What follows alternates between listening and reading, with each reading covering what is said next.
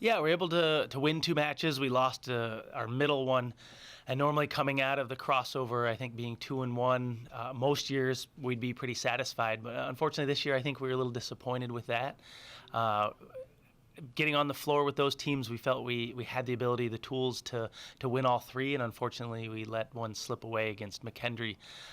We worked real hard all weekend. Our execution wasn't quite as crisp as it normally is. Our work ethic made up for that most of the weekend, but against McKendree, they were just a little too tough for us to overcome. So, happy that we went 2-1, but came out of it a little dissatisfied. It's just a sign of how strong that tournament is. Adding the GMAC into it, it's a Great Mountain Conference that's new for this crossover. It's new for our region. It used to be just the GLVC and the GLIAC. So adding that third conference in added a little complexity to the tournament itself, but it just makes it now a legitimate region crossover tournament. Lots of good play and a lot of great crossover play between us. So we still got to answer a lot of the questions that need to be answered as we go into, we start the region rankings next week, start giving teams an idea of whether they have a shot at getting into the NCAA tournament. There's only 8 teams that make it in, and it's a battle for all of them. There's a lot of teams that feel they belong in that tournament, and that's how you prove it. When we're on the road, we obviously get a lot of team bonding, which is a lot of fun because we're like all best friends on the team, and so staying in the hotels and just doing fun team bonding activities, like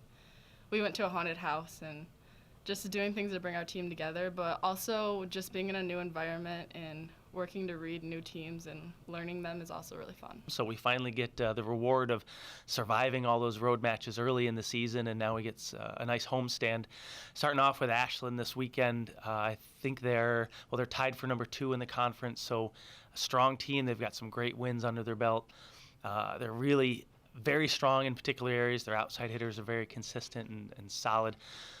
So we've got a battle there on Friday night, and if this is a good example of one of those matches that if we think we've got a shot at the NCAA tournament, this is a team we need to step up to, see how we can handle what they bring. I believe with their record and their season so far, they're probably in.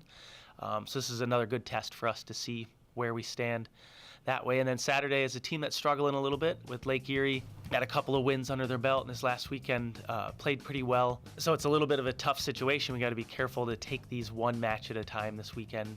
Yeah, we're super excited because we've been on the road a lot lately. And just to have all of our fans there and bring the energy up and playing in our own place. I know that we have a lot of energy, and that's like our thing. And it is always way up there when we're at home.